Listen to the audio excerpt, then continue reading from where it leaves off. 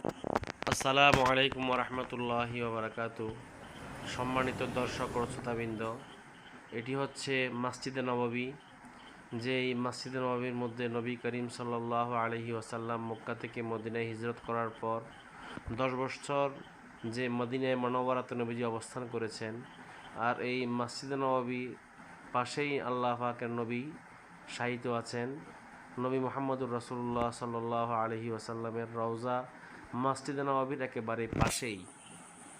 এই মসজিদে নববীর মধ্যে এই স্থানে নবী আলাইহিস সালাতু ওয়াস সালামের সাওয়ারি ওট এখানে অবস্থান করেছেন, বসেছেন বিদায় এখানে মসজিদ ভিত্তি স্থাপন করা হয়েছে। আর এই মসজিদে নববীর পাশেই আমাদের নবী মুহাম্মদুর রাসূলুল্লাহ সাল্লাল্লাহু আলাইহি ওয়াসাল্লাম এখানে শায়িত আছেন।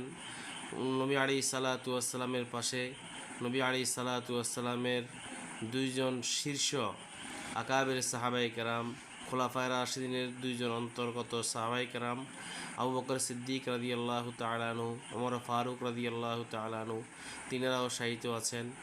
বাকি এই নবী আলাইহিস সালাতু ওয়াস সালামের রওজা সম্পর্কে নবীজি বলেছেন, মান সাল্লাল্লাহু আলাইয়া ইনদা কবরি সামি'তুহু, যে আমার উম্মতের পুরুষ এবং মহিলা আমার রওজার সামনে আসিয়া দরুদ শরীফ পাঠ করবে, সামি'তুহু, আমি নবী নিজ কানে তা শুনি।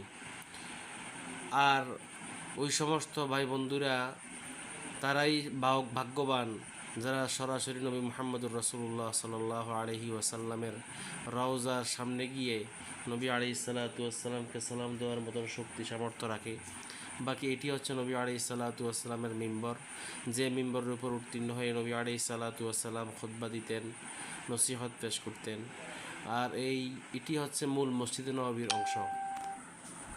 এই জায়গাটা হচ্ছে বেলাল হাবশি রাদিয়াল্লাহু তাআলা যেখানে আজান দিতেন, উঁচু জায়গাতে বেলাল হাবশি রাদিয়াল্লাহু তাআলা আজান দিতেন। এই জায়গাতে এখনও এখানে আজান একামত দেওয়া হয়। বাকি নবী আলাইহিস সালাতু ওয়াস সালামের মিম্বরের পাশেই হচ্ছে মেহরাব।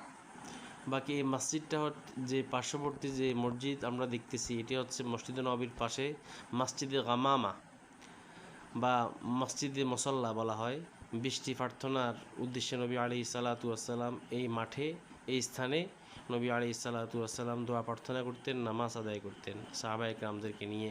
এই জন্য এখন হাদি সাহেবানরা এই মসজিদে গিয়ে নফল যারা চায় 2-4 রাকাত নামাজ পড়ে দোয়া খায়ের করে। এটি হচ্ছে মসজিদে গামাবা বা মসজিদে মুসল্লা বলা হয়। এটা মসজিদে নববীর একেবারে নিকটবর্তী স্থানে স্থাপিত। বাকি এখানে জামাত হয় না, যেহেতু একসময় যদিও নামাজ পড়া হইতো, কিন্তু যেহেতু মসজিদে নববী সংস্কার করা হয়েছে একেবারে নিকটবর্তী স্থানে, এই জন্য এখানে নফল আদায় করা হয়। পুরাতন মসজিদ হিসেবে, স্মৃতি হিসেবে এখনও সৌদি সরকার রেখে দিয়েছেন মসজিদে গামামা। আর এই মসজিদে গামামার পাশেই হচ্ছে এই হযরত আবু বকর রাদিয়াল্লাহু তাআলা এর নামে মসজিদে আবি বকর। এই মসজিদ আবি বকরটা হচ্ছে একেবারে মসজিদে নববীর একেবারে পাশে, মসজিদে গামামার পাশে একেবারে নিকটবর্তী স্থানে। এখানেও হাজি সাহেবানরা নামাজ আদায় করেন, নফল আদায় করেন। এটি হচ্ছে মসজিদে আলী ইবনে আবি তালেব, একেবারে কাছে। তিনটা মসজিদে নববীর একেবারে পাশেই এই মসজিদে আলী ইবনে আবি তালেব রাদিয়াল্লাহু তাআলা আনহু। আর এর পাশে 4 নম্বর গেটে 5 নম্বর গেটে একটু সামনে গেলেই মসজিদে জিন নুরাইন, এটি হচ্ছে